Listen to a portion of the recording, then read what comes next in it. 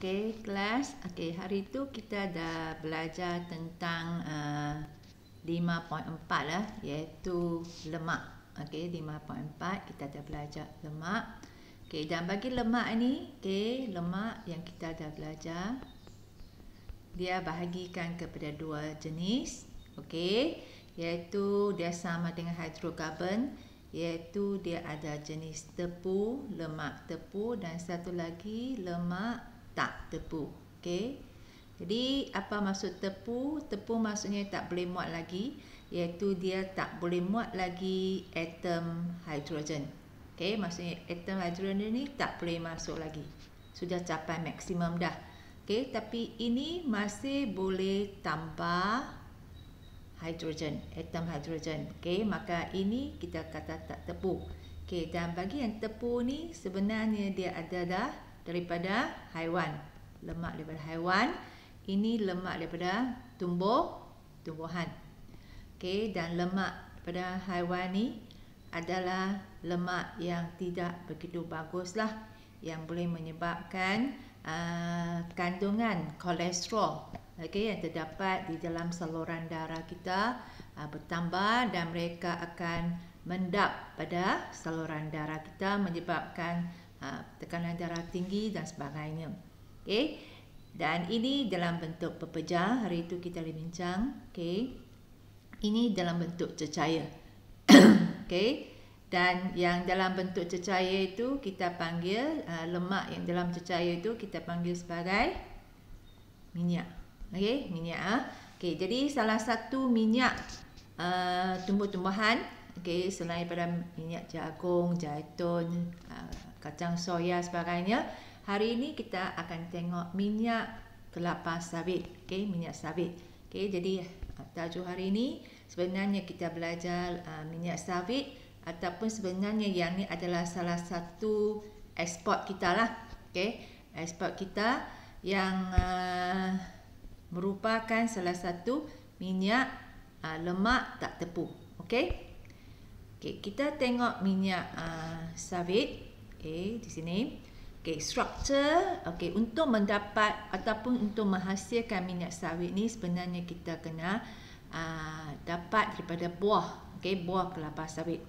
Okey, kita tengok struktur dia, buah kelapa sawit. Okey, kita ada bahagian yang sabut. Okey, sabut.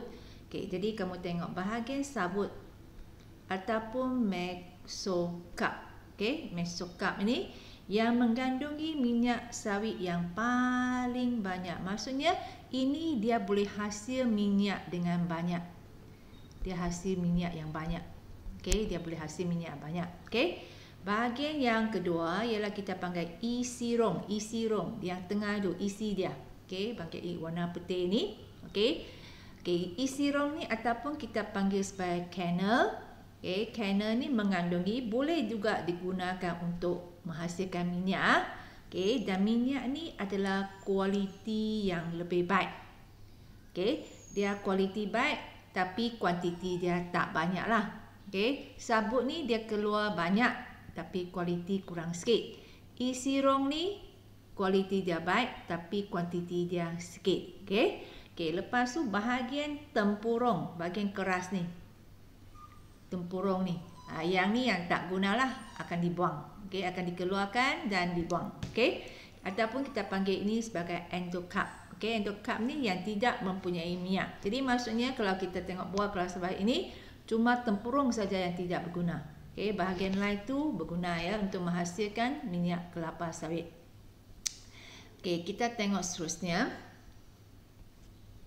Okey, urutan proses pengekstrakan minyak sawit. Pengekstrakan maksudnya penghasilan lah, ataupun kita gunakan jenis tekanan. Kita tekan bagi dia keluar. Okey, dia macam tebu lah. Kalau kita nak minum air tebu tu, kita ekstrak dia. Okey, kita nak dapat air itu. Okey, dia konsep dia macam tu lah. Okey, pengekstrakan. Okey, urutan proses pengekstrakan minyak. Okey, kita tengok proses yang pertama. Okey, yang pertama ialah kalau kita tengok sini, tandam buah. Maksudnya daripada ladang. Okey, jadi mereka dapat selepas menuai, okey, buah kelapa sawit ini dalam bentuk tandan. Okey, banyak. Okey, jadi mereka di steril dulu. Jadi yang ni proses yang pertama. Steril sebenarnya kalau kita tengok bahagian sebelum ni, kita pun dah tengok dah bab 1, iaitu dia adalah cara yang kita guna untuk basmi kuman ataupun mikroorganisma. Kita nak matikan mikroorganisma itu. Jadi proses ni kita panggil pengsteriliran. Okey, basmi kuman. Okey, jadi bagaimana dia nak kaedah yang kita guna untuk membasmi kuman? Okey, buah kelapa sawit bersama tandannya disteril dalam steam yang bertekanan tinggi pada suhu yang tinggi. Steam ni ialah gas. Okey, selepas kamu panaskan air mendidih, dia akan tukar ke steam. Okey, steam ni bertekanan tinggi dan pada suhu yang tinggi. Sebab kita tahu kalau suhu yang tinggi, mikroorganisma itu tak boleh hidup. Okey, haba daripada steam, maksudnya kepanasan tu, membunuh mikroorganisma seperti bakteria dan fungi yang boleh merosakkan buah kelapa sawit. Okey, steam juga selain pada basmi kuman, dia boleh melembutkan sabut. Okey, maksudnya kita tengok tadi buah kita tengok yang kelapa sawit tadi. Okey, kelapa sawit tadi ada buah dia. Okey, buah dia. Jadi yang luar itu ialah sabut, yang tengah itu ialah kernel. Jadi yang sabut ini. Okey, jadi dia kata, jadi kalau kita panaskan dia juga boleh melembutkan sabut pada buah dan mudahkan buah kelapa sawit ditanggalkan daripada tandannya. Kalau dia lembut, maka dia senang keluar daripada tandan. Okey, jadi proses pertama, pengsteriliran kita gunakan steam. Okey, steam. Okey, kita tengok proses yang seterusnya. Yang kedua, kita panggil penanggaran. Tanggal keluar. Okey, tadi kita kata dia sudah lembut, sabunnya sudah lembut, dia sudah senang. Okey, ditanggal. Sekarang ni buah kelapa sawit dileraikan, maksudnya diasingkan. Okey, diasingkan daripada tandan di dalam mesin penanggal. Jadi kita sudah boleh asingkan, maksudnya tandan tu ataupun yang ranting-ranting dia tu semua kita boleh buang. Okey, jadi ini penanggaran. Okey, lepas tu proses yang nombor 3 kita panggil pencernaan. Okey, buah kelapa sawit dipanaskan semula. Sekarang ni panas. Okey, tadi sudah keluar, sekarang ni panas lagi balik pada suhu yang tinggi dan dikacau dengan batang pemutar untuk mengasingkan sabut daripada tempurungnya. Okey, sekarang ni kita nak asingkan. Jadi kita pusingkan dia dengan pemutar, kita pusingkan dia, maka sabut yang sudah lembut tadi akan dikeluarkan ataupun diasingkan daripada tempurung. Okay, kenapa kita nak proses ni? Sebab kalau kamu tengok bahagian seterusnya, sebab tadi kita kata minyak kelapa sawit ada dua grade, dua jenis, satu daripada sabut, satu daripada isi rong dia. Jadi sekarang ni kita sudah boleh asing tempurung dengan sabut. Okey. Jadi sabut dan tempurung yang mengandungi isi rong kemudian yang diproses secara berasingan. Okey. Sekarang ni selepas dia dicerna, maksudnya kita asingkan sabut tu. Sekarang ni kita tengok sebelah kiri ialah sabut. Okey. Sabut, bagaimanakah minyak dapat dihasilkan? Diekstrak daripada sabut. Kita tengok yang proses dia untuk sabut dulu. Kita tengok sabut dulu. Untuk sabut, sabut diperah macam tebu tu, diperah dengan penekan hidrolik. Kita tekan dia, perah, ataupun skru untuk mengeluarkan PO. PO ni ialah dalam bahasa Inggeris iaitu palm oil. Kalau kamu tengok sini dia tulis PO ialah palm oil, minyak sawit. Jadi minyak sawit ini sebenarnya adalah daripada sabut. Lepas kita macam tebu, selepas kita perah dia sampai dia keluar minyak tu, lepas tu dia kena turas filter. Sebab kita tahu dia masih ada campur lagi sedikit gentian sabut macam air tebu tu tak? Jadi kamu kena turas ataupun filter dulu. Filter Jadi gantian sabut diasing daripada PO ataupun palm oil melalui penurasan, ataupun filtration. Selepas dia filter, maksudnya tak ada lagi sabut, sudah bersih dah. Proses yang terakhir kita panggil penulinan. Penulinan bagi tulin. Ada dua di sini. Satu ialah kita gunakan steam. Steam dialirkan melalui PO, palm oil, untuk menghilangkan bau sebab dia ada bau. Dia ada bau dan menyingkirkan asid yang menyebabkan PO menjadi masam. Jadi kita gunakan steam ni ada dua kegunaan, satu hilang bau, satu singkir asid. Yang kedua, selain daripada dia melalui steam, dia juga disalur melalui karbon yang diaktifkan, yang diaktifkan. Kenapa? Untuk melunturkan warnanya.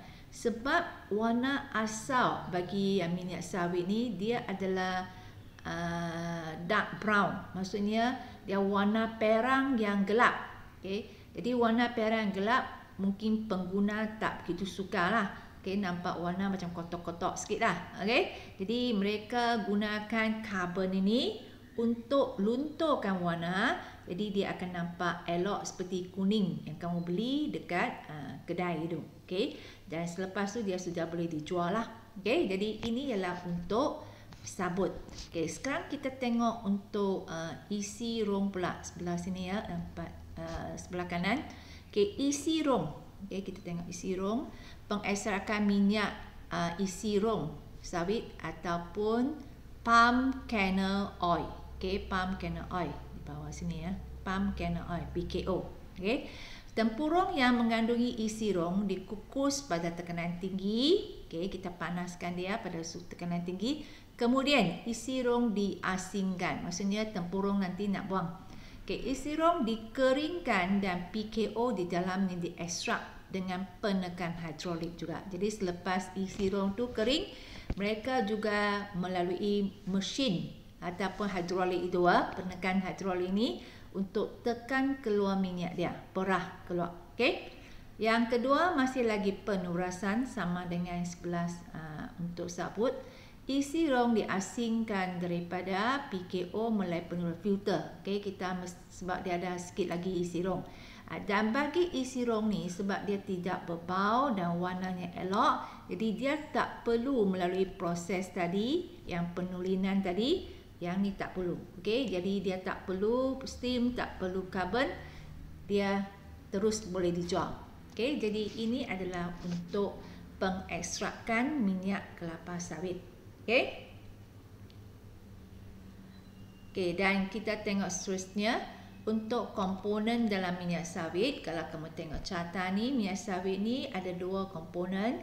Satu ialah bahagian glycerol, dan satu lagi ialah asid lemak. Yang ni kita boleh tengok seterusnya.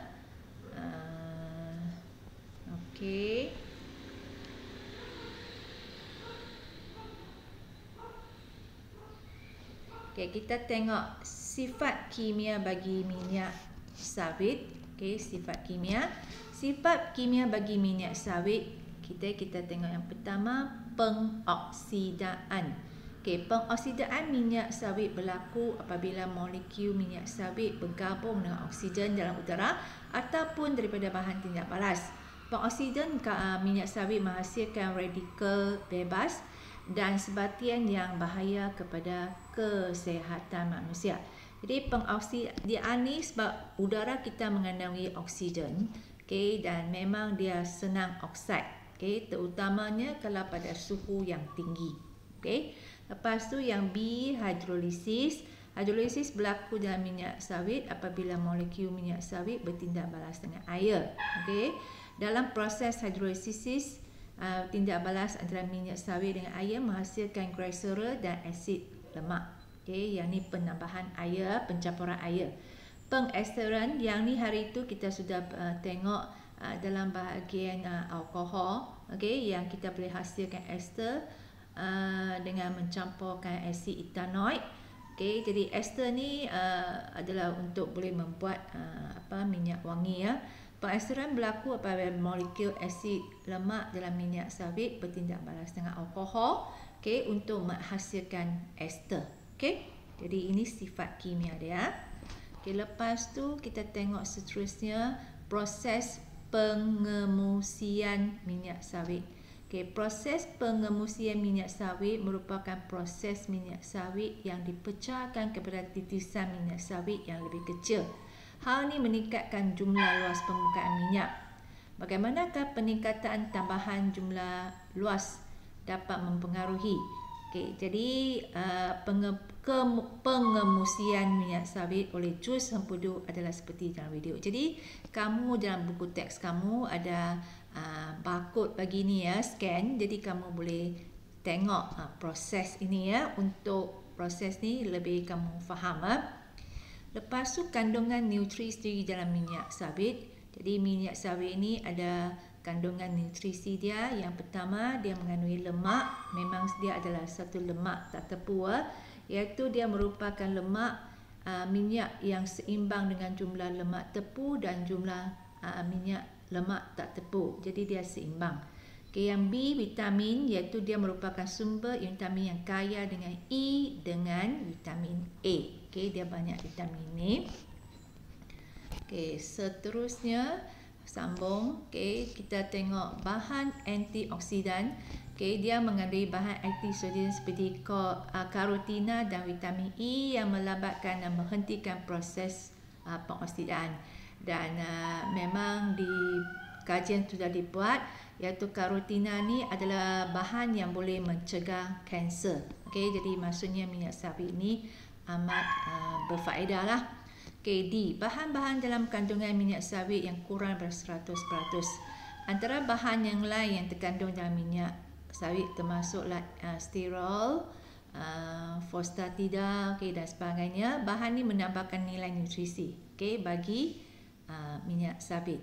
Okay, penggunaan minyak sawit dalam bidang penjagaan kesihatan. Jadi minyak sawit ni berguna.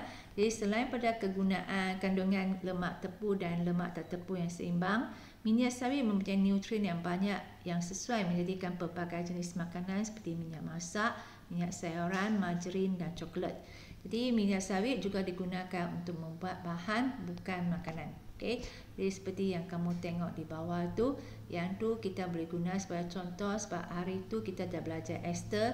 Jadi dia juga boleh digunakan untuk menghasilkan ester, iaitu dia boleh jadi sabun. Sabun kita akan tengok bahagian seterusnya, iaitu minyak ni sebenarnya boleh digunakan untuk menghasilkan sabun.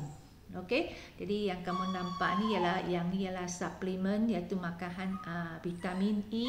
Okey, jadi yang dalam bentuk kapsul tu. Okay, jadi yang ni saja untuk yang minyak kelapa sawit. Okey, bahagian seterusnya kita akan bincang proses pembuatan sabun. Okey, dengan menggunakan minyak kelapa sawit. Okey.